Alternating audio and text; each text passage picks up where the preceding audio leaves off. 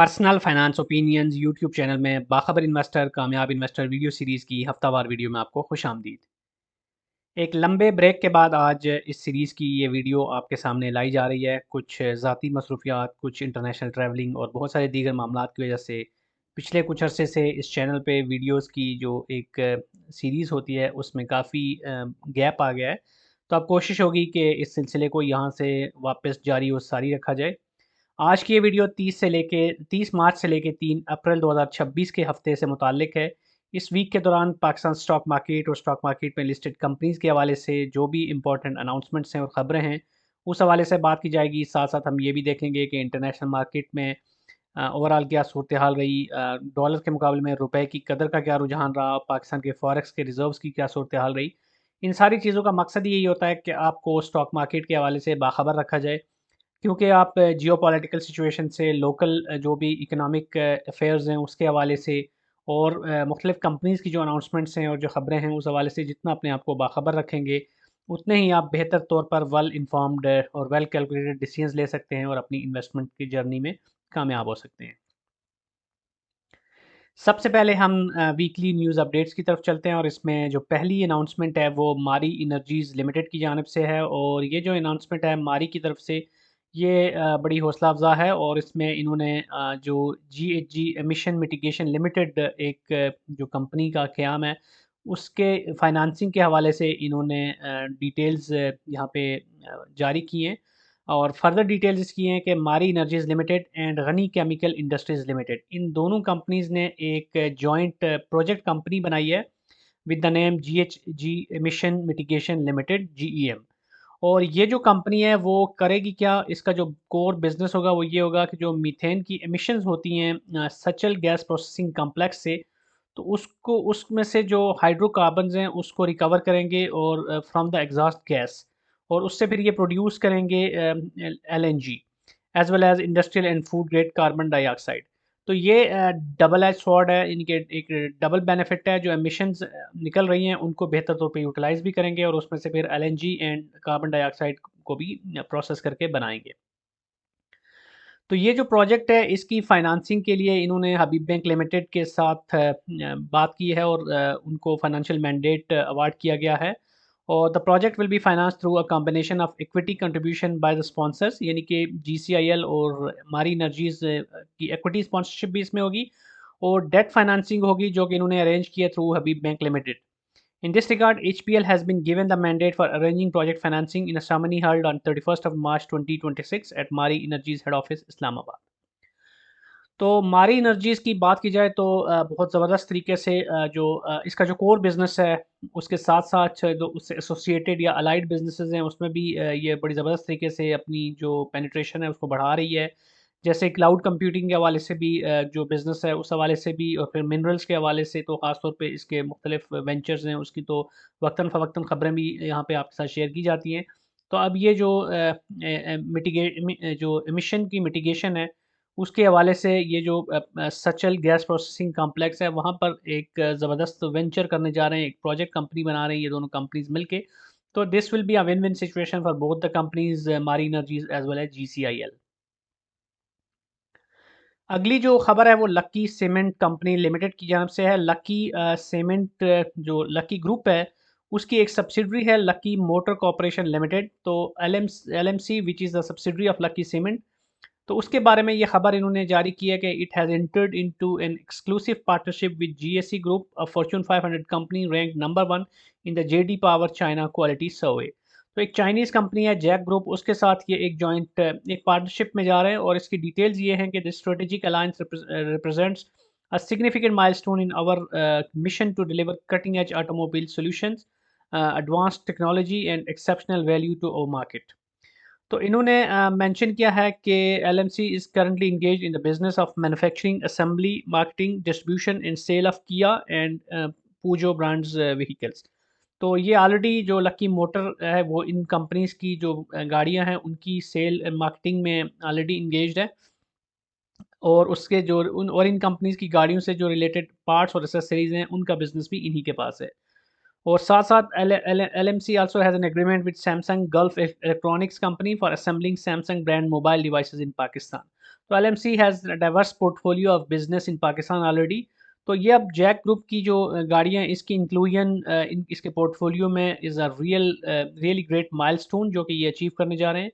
तो इसके ज़रिए LMC aims to further strengthen and complement its existing lineup, reinforcing its commitment to offering high quality, reliable, and globally reputable automobile to consumers in Pakistan.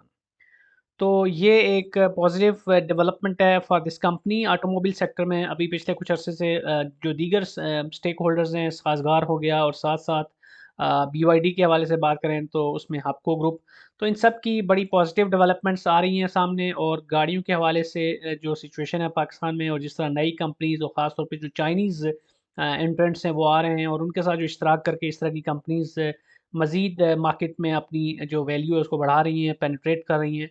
तो this is a very good sentiment और we hope के lucky motor के लिए भी ये एक और milestone होगा जिसको वो अचीव करेंगे and this will be helping the company और इसकी जो पेरेंट कंपनी है यानी लकी सीमेंट उसके लिए भी इन फ्यूचर ये एक पॉजिटिव एडिशन साबित होगी।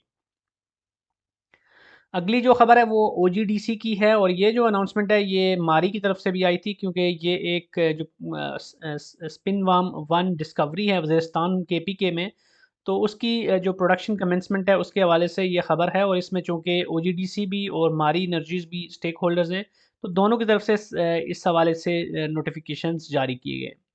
बहरहाल क्यूमुलेटिव डिटेल की बात करें जो दोनों अनाउंसमेंट है वो सिमिलर हैं। तो उसमें ये कहा गया कि we are pleased to announce that gas and condensate यानी गैस और ख़ाम तेल जो है वो प्रोडक्शन स्टार्ट की गई है from this Spinwam discovery which is located in Waziristan KPK, तो under the extended well testing phase. तो इसमें बाकी डिटेल्स इन्होंने सारी दी हैं कि इसमें जो जो है वो 40 SCFD और जो कंडेंसेट है वो 200 बैरल्स पर डे के हिसाब से यहाँ से इन्होंने प्रोड्यूस किया है। With the induction of this gas the early production facilities established at Shewa will be operated at full capacity with total production from both Shewa and Spinwam wells will be around 100 SCFD gas and 800 barrels per day of condensate. तो ये एक ज़बरदस्त number है and this will be really helpful for this company as well as overall energy needs of the country. अब ये जो joint venture है ये ओजीडीसी इसमें जो इसका वर्किंग इंटरेस्ट है वो 35% है, जबकि मारी एनर्जीज़ का इसमें जो स्टेक है वो ज़्यादा है विच इज़ 55%, जबकि ओरिएंट पेट्रोलियम का इसमें 10% स्टेक है। तो इसका जो मेजर बेनिफिशरी है वो मारी एनर्जी है और उसके बाद सेकेंड नंबर पे ओजीडीसी है। अगली जो खबर है वो लकी कोर इंडस्ट्रीज़ एलसीआई के हवाले से है और लकी कोर इंडस्ट्रीज़ ने डिस्क्लोजर दिया है regarding inauguration of animal health veterinary medicine manufacturing facility. तो लकी कोर इंडस्ट्रीज़ जो शोबा हैवानात है यानी जानवरों के मेडिसिन के हवाले से जो कोर जो एक बिज़नेस एरिया है उसके अंदर भी एक अच्छा यहाँ पर इन्होंने वेंचर किया है और अनाउंसमेंट जारी किया है जिसमें इन्होंने डिटेल्स दी हैं कि Lucky Core Industries is pleased to announce that inauguration of the veterinary medicine manufacturing facility of the company's animal health care business in Sheikhupura site on March 30, 2026. This development marks a key step in the company's strategic growth plan, with the facility strengthening the company's local manufacturing footprint and supporting veterinary business operations. तो this is a very positive development जो शोबा हैवानात है उसके हवाले से जो medicine हैं, तो इस एरिया में पाकिस्तान अभी भी काफ़ी लैग कर रहा है और इसमें बहुत ज़्यादा इस वक्त अपॉर्चुनिटी मौजूद है। तो उस अपॉर्चुनिटी को अवेल करने के लिए ये कंपनी जो है इस हवाले से ये एक मेजर स्टेप उठाने जा रही है। तो आई होप कि इन फ्यूचर इसका एक पॉजिटिव इम्पैक्ट हमें इसकी प्रॉफिटेबिलिटी पे, इसकी अर्निंग पे और इसके कोर बिजनेस पे भी देखने को नज़र आएगा।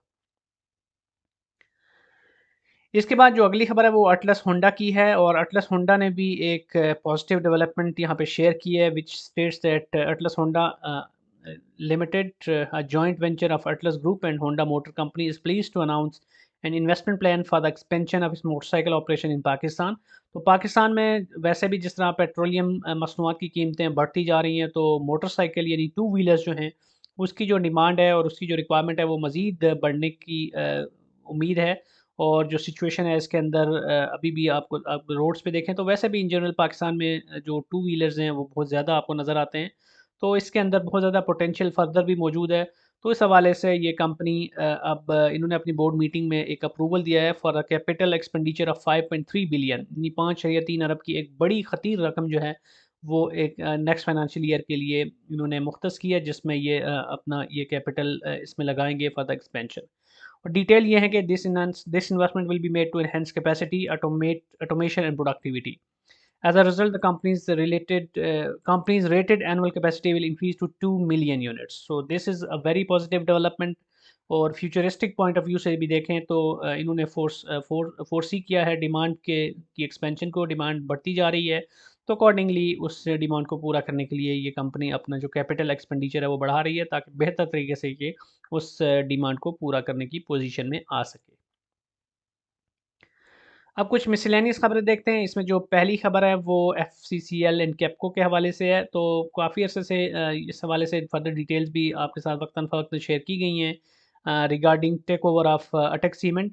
तो अब अटक सीमेंट पाकिस्तान लिमिटेड को हासिल करने के लिए या उसको टेक ओवर करने के लिए या उसके जो मेजॉरिटी स्टेक है वो हासिल करने के हवाले से offer letter and acceptance form जो है वो share holders of Attock Cement को डिस्पैच कर दिए गए हैं, signalling the commencement of the public offer process. तो उसमें यानी कि ये फर्दर डेवलपमेंट हुई है, प्रोसीड किया इन्होंने।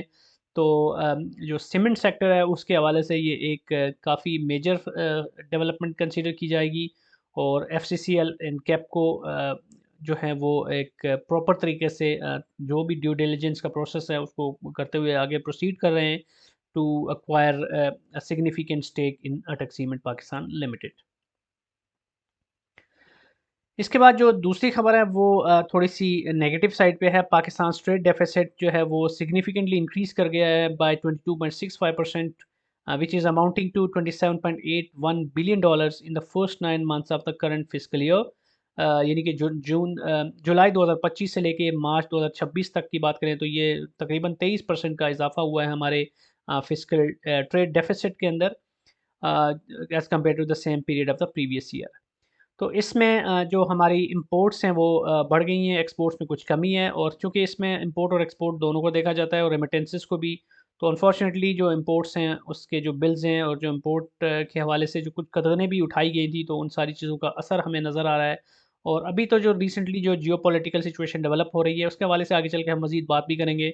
तो उसका भी काफ़ी ज़्यादा एक फॉल बैक जो है वो मुख्तलिफ इकानमीज़ पे आ रहा है, तो Pakistan is not an exception. तो ऑलरेडी इसके जो नेगेटिव इम्पैक्ट्स हैं वो हम देखना शुरू हो गए हैं। बहरहाल ट्रेड डेफिसिट के हवाले से बात की जाए तो ये एक नेगेटिव न्यूज़ है। एंड लेट्स सी कि आने वाले दिनों में, आने वाले क्वार्टर्स में या आने वाले सालों में इसको कैसे कोप किया जाता है। अगली जो खबर है वो स्टॉक मार्केट इन्वेस्टमेंट के हवाले से बड़ी पॉजिटिव खबर है। सहूलत अकाउंट जो कि एक आसान अकाउंट जिसे आप कह सकते हैं स्टॉक मार्केट में इन्वेस्टमेंट के लिए, उसकी जो लिमिट थी वो ऑलरेडी 1 मिलियन से बढ़ा के 3 मिलियन की गई थी। तो इन कंटिन्यूएशन ऑफ दैट अब SECP ने यानी securities exchange commission of Pakistan ने मज़ीद एक और अप्रूवल दिया है रिफॉर्म्स प्रोसेस के तहत, के जिसके तहत अब 3 अप टू 3 अकाउंट्स खुलवाए जा सकते हैं किसी भी कस्टमर की तरफ से इन द फॉर्म ऑफ सहूलत अकाउंट्स। तो ये जो मल्टीपल अकाउंट्स हैं वो डिफरेंट ब्रोकर्स के साथ खोलने होंगे और हर अकाउंट की जो लिमिट होगी वो 3 मिलियन होगी। तो ये फैसिलिटेट करने के लिए किया जा रहा है ताकि मल्टीपल ब्रोकर्स के साथ एक डाइवर्सिफाइड अप्रोच के साथ बेहतर तरीके से जो इन्वेस्टर्स हैं उनको अपॉर्चुनिटी हो कि वो डिफरेंट ब्रोकर्स की सर्विसेज को अवेल कर सकें, और साथ-साथ उसकी लिमिट को भी बढ़ाया गया है। तो this will hopefully improvise the situation and more people will be attracted towards stock market. इस वक़्त जो अभी करंट सिचुएशन चल रही है, जियोपॉलिटिकल सिचुएशन है और उसका इम्पैक्ट और उसका फॉल बैक जो हमें देखने को मिल रहा है स्टॉक मार्केट पे दुनिया भर की, इंक्लूडिंग BSE। तो इस वजह से अभी वक़्ती तौर पर तो शायद बहुत ज़्यादा लोग अट्रैक्ट ना हों, लेकिन once situation will be normalize तो ये जो स्टेप है ख़ास तौर पे इसका एक अच्छा इम्पैक्ट हमें देखने को मिलेगा और लोग अट्रैक्ट होंगे towards stock market with this सहूलत account with multiple brokers and with this enhanced limit for each account. अब अगर हम रिजर्व्स की सूरत-हाल देखें तो जो लेटेस्ट नंबर है 27 मार्च का, उसमें हमारे जो क्यूमुलेटिव रिजर्व्स हैं state bank plus commercial banks के, वो 21.79 पे हैं, यानी 21.79 बिलियन पे। तो बहरहाल एक अभी जो डेवलपिंग स्टोरी है वो ये है कि जो UAE के पाकिस्तान के पास जो रिजर्व्स रखे हुए हैं $3.5 बिलियन के, वो पाकिस्तान उनको लौटाने जा रहा है इन द अपकमिंग मंथ। तो उसका एक अच्छा खासा इम्पैक्ट हमें देखने को मिलेगा हमारे रिजर्व्स पे। लेकिन ऑन द अदर साइड जो एक अच्छी खबर है वो ये भी है कि IMF के साथ जो मामलात हैं वो तय पा चुके हैं और उसकी वजह से जो हमें अगली ट्रांच है वो मिल जाएगी। आईएमएफ की जो शराइतें हैं, जिसमें एक बड़ी शर्त ये है कि जो हमारा रुपया है उसको मार्केट बेस्ड किया जाए अगेंस्ट द फॉरेन करेंसीज़, तो वो भी शर्त मान ली गई है। इसके अलावा जो पेट्रोलियम प्रोडक्ट्स की प्राइसेज़ हैं इंटरनेशनल मार्केट में भी बढ़ी हैं, लेकिन आईएमएफ की जो शर्त है उसके मुताबिक हमारे यहाँ जो प्राइसेज़ को बढ़ाया गया है, तो उसके उसके उससे भी पता चलता है कि आईएमएफ की जो भी कंडीशंस हैं, जो प्री कंडीशंस हैं, ये जो पोस्ट कंडीशंस हैं, उनको फुलफ़िल किया जा रहा है, उनके मुताबिक चला जा रहा है। तो आईएमएफ की तरफ से अगली ट्रांच जब मिलेगी तो वो काफ़ी हद तक इम्प्रोवाइज़ कर देगी सिचुएशन को, डिस्पाइट द फैक्ट कि एक सिग्निफिकेंट अमाउंट अब यूएई को जो हमने वापस करनी है, तो उसका एक डेंट भी हमारी जो ओवरऑल रिज़र्व्स हैं उनके ऊपर पड़ेगा। अब यहाँ पर अगर आप देखें तो यूएसडी टू पीकेआर का जो ग्राफ है मार्च 2 से लेके 3 अप्रैल का, तो अभी तक तो जो रुपया है उसको काफ़ी मुस्तहकम पोजीशन पे रखा गया है। लेकिन अभी जैसे मैंने बात की कि आईएमएफ की भी एक कंडीशन है कि मार्केट बेस्ड रखा जाए इसको, ताकि और उसके उसकी वजह से होगा ये कि डॉलर की कीमत जो है वो ऊपर जाएगी और रुपया मज़ीद कुछ कमज़ोरी की तरफ जाएगा। तो आने वाले हफ्ते में, आने वाले महीनों में आपको ये नज़र आएगा इम्पैक्ट वंस दिस थिंग मटेरियलाइजेज़ और रुपए की जो कदर है उसको मार्केट बेस्ड किया जाता है, तो फिर वी कैन एक्सपेक्ट कि यहाँ से अब आगे चलकर रुपए के मुकाबले में डॉलर की कदर बढ़ेगी और उसका इम्पैक्ट ये होगा कि एक तो ये कि उसके थोड़ा-सा उसके पॉज़िटिव जो हम नेगेटिविटी उसकी है, मतलब हमारे चूँकि हम इम्पोर्ट ओरिएंटेड बिज़नेसेस में हैं, इम्पोर्ट्स हमारी ज़्यादा होती हैं, तो ऑब्वियसली उसका एक नेगेटिव इम्पैक्ट उस पे आएगा। प्लस हमारी जो फ़ॉरेन डेट ऑब्लिगेशंस हैं वो उसके ऊपर भी एक नेगेटिव इम्पैक्ट आता है जब डॉलर की कीमत बढ़ती है। लेकिन फ्लिप साइड पे देखें तो उसकी वजह से ये भी होगा कि रेमिटेंसेस जब डॉलर की कीमत यानी फ़ॉरेन करेंसीज़ की कीमत बढ़ती है, तो उसकी वजह से रेमिटेंसेस के अंदर भी बेहतरी आती है। ज़्यादा लोग रेमिटेंसेस भेजना शुरू करते हैं जो ओवरसीज़ पाकिस्तानीज़ हैं, और साथ-साथ उसका ये भी एक इम्पैक्ट होता है कि एक्सपोर्ट ओरिएंटेड जो हमारे बिज़नेसेस हैं, तो उनको भी एक वो भी इंसेंटिवाइज़ होते हैं और एक्सपोर्ट्स बढ़ती हैं और एक्सपोर्ट ओरिएंटेड बिज़नेसेस ज़्यादा उससे ग्रो करते हैं। तो कुछ इसके पॉज़िटिव इम्पैक्ट्स भी होंगे एंड उसकी वजह से ये भी होगा कि मार्केट के अंदर थोड़ा-सा मज़ीद गहमा-गहमी हमें देखने को मिलेगी। अब इस वीडियो के आखिरी सेगमेंट में अगर हम केएससी 100 इंडेक्स की सूरत हाल का जायज़ा लें, तो जिस तरह दुनिया भर की मार्केट्स इस वक्त जो जियोपॉलिटिकल टेंशन है, जो सिचुएशन वॉर की है ईरान में और उसकी वजह से जो आबनाए हुर्मुज़ की बंदिश और जो दीगर मामलात हैं, और हर आने वाले दिन में मज़ीद सिचुएशन ख़राब होती जा रही है जंग के हवाले से, तो उसका असर सारी मार्केट्स में, मिडल ईस्ट की मार्केट्स बल्कि दुनिया भर की मार्केट्स ने लिया है। तो PSX is also not an exception. तो आप यहाँ पे देख सकते हैं कि पीएसएक्स में भी मुसलसल एक नेगेटिविटी हमें देखने को मिली और इस वक्त इंडेक्स 1,50,000 के आसपास ट्रेड हो रहा है, जो कि कुछ अर्सा पहले अगर आप देखें तो 1,90,000 से भी ऊपर था। तो ये जो सिचुएशन है ये पैनिक की सूरत हाल है और इसके अंदर आप देखें तो काफ़ी ज़्यादा सेलिंग प्रेशर भी आ रहा है और मार्केट के अंदर से जो फॉरेन इन्वेस्टर है वो भी निकला हुआ है, और दूसरी तरफ ये कि जब ऑयल की प्राइसेस बढ़ गई हैं जिस तरह, और उसके साथ साथ दीगर जो शेयर ज़रूरिया की कीमतें हैं उसके ऊपर भी एक नेगेटिव इम्पैक्ट आना है। कंपनीज़ को भी मुश्किलात का सामना है क्योंकि ना सिर्फ ऑयल की प्राइसेस बढ़ी हैं बल्कि उसकी वजह से जो गैस की कीमतें हैं वो बढ़ गई हैं, प्लस एलएनजी के हवाले से भी प्रॉब्लम्स हैं क्योंकि एलएनजी के जो सबसे ज़्यादा कतर से वहाँ इम्पोर्ट होती है, तो वहाँ पर भी प्रॉब्लम्स हैं, कुछ अटैक्स हुए हैं वहाँ पर भी, इस तरह के एनर्जी जो उनके पास मुख्तलिफ एनर्जी के रिज़र्व्स हैं या एनर्जी सोर्सेज़ हैं उसके ऊपर, साथ-साथ यूएई में जो सिचुएशन डेवलप हो रही है ओवरऑल मिडल ईस्ट में, तो ये सारी चीज़ें नेगेटिवली इम्पैक्ट कर रही हैं कंपनीज़ को भी, और कंपनीज़ के जो प्रॉफ़िट्स हैं वो भी मुमकिना तौर पे इम्पैक्ट हो सकते हैं। फिर बिल्कुल भी अभी क्लैरिटी नहीं है इंटरनेशनली भी कि सिचुएशन क्या रुख इख्तियार करती है।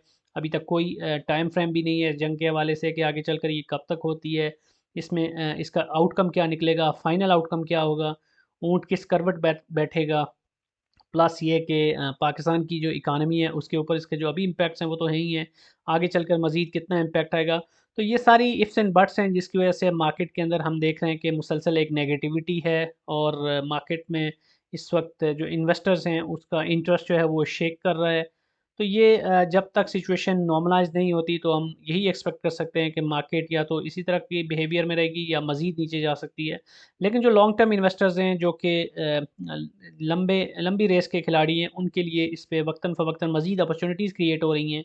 तो अगर आप लॉन्ग टर्म इन्वेस्टर हैं और एक लंबे अरसे तक मार्केट में आप रह सकते हैं और आपके पास ऐसा पैसा है जिसको आप लंबे अरसे के लिए रख सकते हैं, तो फिर आप हर डिप को अपॉर्चुनिटी के तौर पे ट्रीट कर सकते हैं। क्योंकि एट द एंड ये जो जंग है ऑब्वियसली ये फॉरएवर तो रहेगी नहीं, और सूनर और later situation will start to normalise.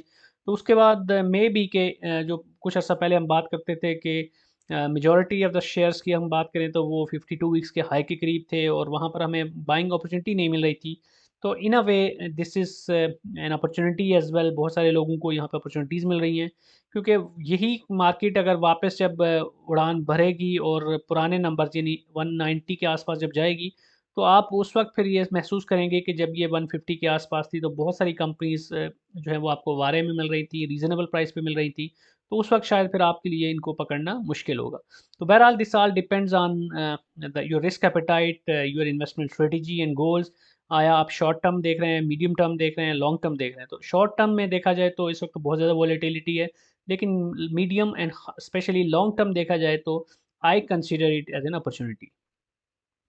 बहरहाल जो भी सिचुएशन डेवलप होती है, डेवलपिंग स्टोरीज़ जो हैं उनके ऊपर नज़र रखिएगा और अकॉर्डिंगली अपने डिसीजन ले लीजिएगा, and then you will not regret. आज की वीडियो को यहीं पे कंक्लूड करते हैं। कोई भी क्वेश्चन है, फीडबैक है तो आप कमेंट सेक्शन में लिख सकते हैं, और अगर आपको ये वीडियो पसंद आई है तो चैनल को सब्सक्राइब करना, वीडियो को लाइक करना और बेल आइकन को प्रेस करना मत भूलिएगा। Thank you very much.